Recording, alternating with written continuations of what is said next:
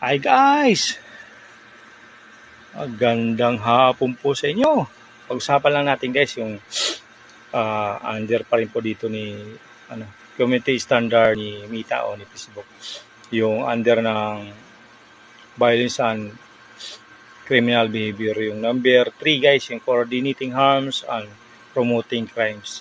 Ito yung guys yung tayo parang naging habit, lalo na kung nag-hunting tayo ng animals like for yung aso, yung pusa, at sasaktan po natin. Yan po yung natin guys, huwag natin gagawin. Kasi hindi po talaga kaya-aya po yung guard. Kasi may batas din po yan guys ng Animal Welfare Act na hindi po pwede tayo manakit ng ganyang mga klase. Lalo na endangered na mga hayop o bundukan o hindi nandito man yan sa lansangan. Maging aware po tayo na huwag po natin gagawin yan kasi may kaparusahan po yung mangyayari. Hindi lang po dito kay Mita, kaya po yan hindi tinatanggap kasi ayaw talaga ni Mita ng gano'n. Kaya maging aral sa atin yan na yung ganong klaseng o promoting crimes ay hindi po kaya-aya yan.